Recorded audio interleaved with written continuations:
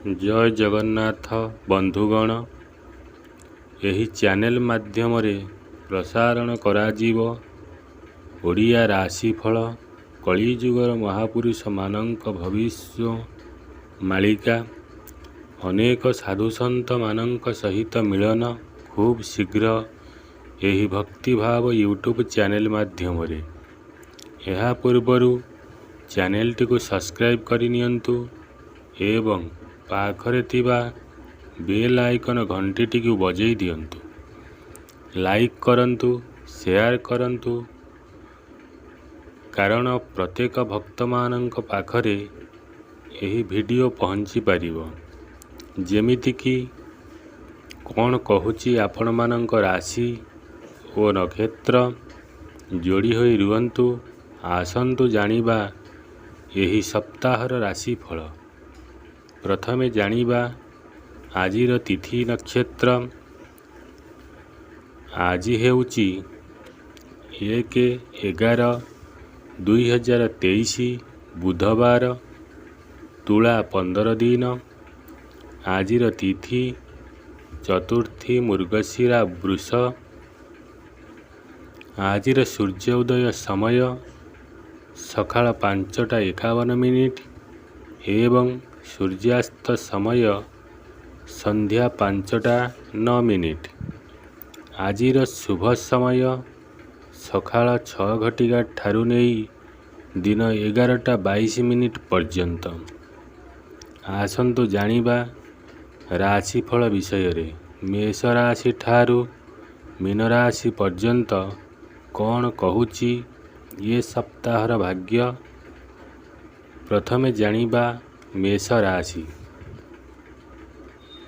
ଏହି ସପ୍ତାହରେ ଆପଣଙ୍କ ରାଶିରେ କିଛି ଭଲ ସଂକେତ ଦେଖାଦେବ।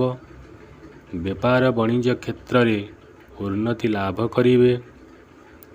ପାରିବାରିକ ମଧ୍ୟରେ ସୁଖ ଶାନ୍ତି ସମୃଦ୍ଧି ଦେଖାଦେବ।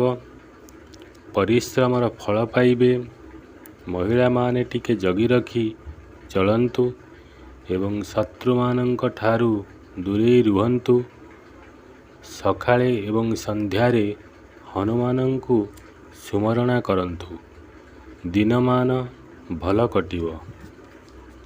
ଆସନ୍ତୁ ଜାଣିବା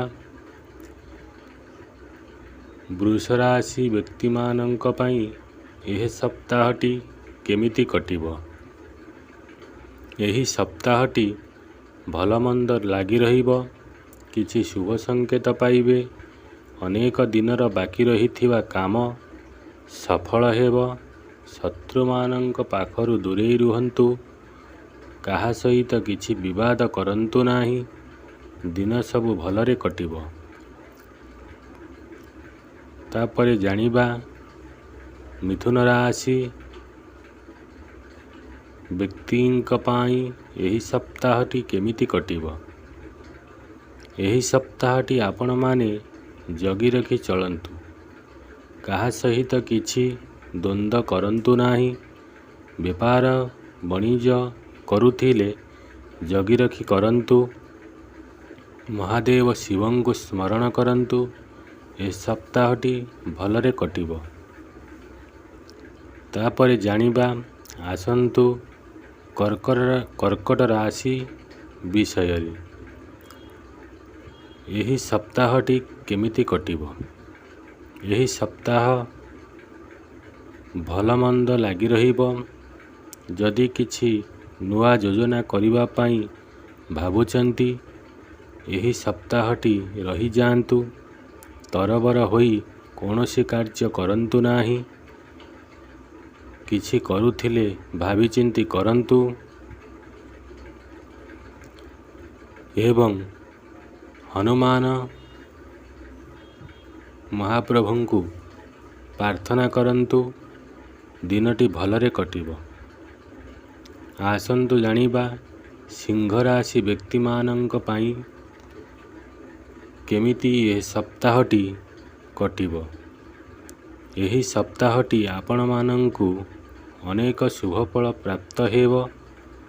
ବହୁତ ଭଲ ଅଛି, କିନ୍ତୁ ସତର୍କ ରହିବାକୁ ପଡ଼ିବ। କାରଣ ଧୀର ପାଣି ପଥର କାଟେ। ଯାହା ବି କରିବେ ସଫଳତା ସହିତ ସମ୍ପୂର୍ଣ୍ଣ ହେବ। ଗ୍ରାମ ଦେବତୀଙ୍କୁ ସୁମରଣା କରନ୍ତୁ ଏବଂ ନିଜ କାର୍ଯ୍ୟରେ ଆଗେଇ ଚାଲନ୍ତୁ। ଦିନମାନ ଭଲରେ କଟିବ। ଆସନ୍ତୁ ଜାଣିବା କନ୍ୟା ରାଶି ବ୍ୟକ୍ତିଙ୍କ ପାଇଁ କେମିତି କଟିବ ଏ ସପ୍ତାହ। ଆପଣମାନଙ୍କ ରାଶି କହୁଛି ଆପଣମାନଙ୍କର ଭଲ ନାହିଁ, ତଥାପି ଜଗି ରଖି ଚଳନ୍ତୁ। ଯିଏ ଯାହା କହୁଛି ଚୁପ୍ ରୁହନ୍ତୁ। କାହା ସହିତ ବିବାଦ କରନ୍ତୁ ନାହିଁ। ଜଗନ୍ନାଥଙ୍କୁ ସୁମରଣା କରି କାର୍ଯ୍ୟ କରନ୍ତୁ। ନିଜ ଦେହ ପାକୁ ଜଗନ୍ତୁ, କାରଣ ଜଗି ରଖି ଚଳିଲେ ଭଲ ହେବ। ତାପରେ ଜାଣିବା ଆସନ୍ତୁ ତୁଳା ରାଶି ବ୍ୟକ୍ତି ବିଶେଷଙ୍କ ପାଇଁ କେମିତି ରହିଛି ଏ ସପ୍ତାହ। କିଛି ଧନ ପ୍ରାପ୍ତ ହେବ, କିନ୍ତୁ ନିଜ ସୁରକ୍ଷାର ସହିତ କାର୍ଯ୍ୟ କରନ୍ତୁ। କିଛି ବ୍ୟବସାୟ କରୁଥିଲେ ଦାୟିତ୍ୱ ସହ କରନ୍ତୁ। ମହିଳାମାନଙ୍କ ପାଇଁ ଅତ୍ୟନ୍ତ ଶୁଭଫଳ ପ୍ରାପ୍ତ ହେବ। ନାରାୟଣଙ୍କୁ ସ୍ମରଣ କରନ୍ତୁ ଏବଂ ଆଗେଇ ଚାଲନ୍ତୁ। ତାପରେ ଜାଣିବା ବିଛା ରାଶି ବ୍ୟକ୍ତିମାନଙ୍କ ପାଇଁ ଏହି ସପ୍ତାହଟି କିଛି ଶୁଭ ଖବର ପାଇବେ। ଆଗରୁ ଥିବା ସମସ୍ୟା ସମାଧାନ ହୋଇଯିବ।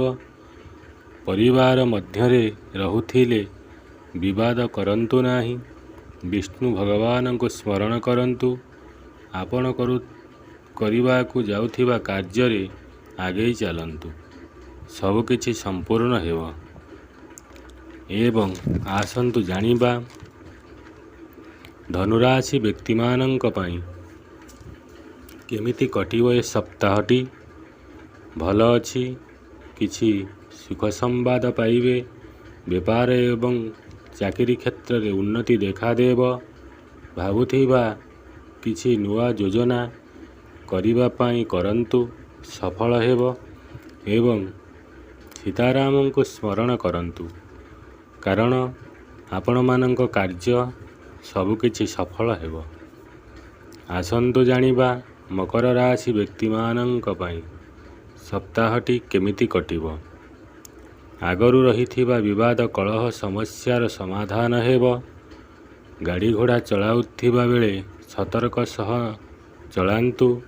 କିଛି ନୂଆ ଯୋଜନା କରିବାକୁ ଚାହୁଁଥିଲେ କରନ୍ତୁ, ଯେମିତିକି ବେପାର ବାଣିଜ୍ୟ କରନ୍ତୁ। ଜଗନ୍ନାଥଙ୍କୁ ସ୍ମରଣ କରି ସବୁ କାର୍ଯ୍ୟ କରନ୍ତୁ। କାର୍ଯ୍ୟ ସମ୍ପୂର୍ଣ୍ଣ ହେବ।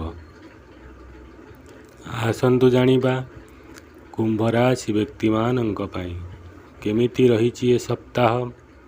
ଏହି ସପ୍ତାହଟି ଭଲ ଏତେ ନାହିଁ, ତଥାପି ଯାହା କିଛି ଯୋଜନା କରିବାକୁ ଚାହୁଁଛନ୍ତି କରନ୍ତୁ। ଯଦି ଚାକିରି କରିଛନ୍ତି କିମ୍ବା ବେପାର ବାଣିଜ୍ୟ କରୁଛନ୍ତି, ତାହେଲେ ଆୟ ଅପେକ୍ଷା ବ୍ୟୟ ହୋଇପାରେ। ଏଥିପାଇଁ ହନୁମାନଙ୍କୁ ସ୍ମରଣ କରନ୍ତୁ। ଆସୁଥିବା ବିପଦ ଟଳିଯିବ।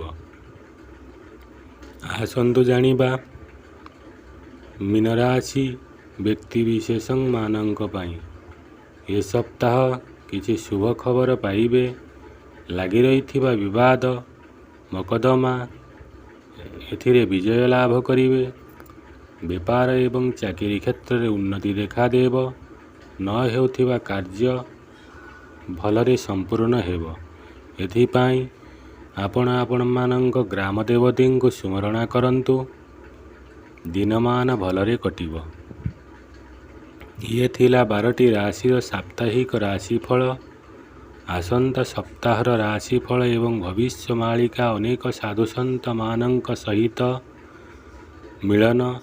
ଏସବୁ ଦେଖିବା ପାଇଁ ଆଉ ଥରେ କହୁଛି, ଚ୍ୟାନେଲଟିକୁ ସବସ୍କ୍ରାଇବ୍ କରନ୍ତୁ ଏବଂ ପାଖରେ ଥିବା ବେଲ୍ ଆଇକନ୍ ଘଣ୍ଟିଟିକୁ ବଜେଇ ଦିଅନ୍ତୁ। ଲାଇକ୍ କରନ୍ତୁ, ସେୟାର କରନ୍ତୁ। ପ୍ରତ୍ୟେକ ଭିଡ଼ିଓ ଦେଖନ୍ତୁ, ସମସ୍ୟାର ସମାଧାନ କରନ୍ତୁ। ଆଜି ଥିଲା ଏତିକି। ରହୁଛି। ଜୟ ଜଗନ୍ନାଥ।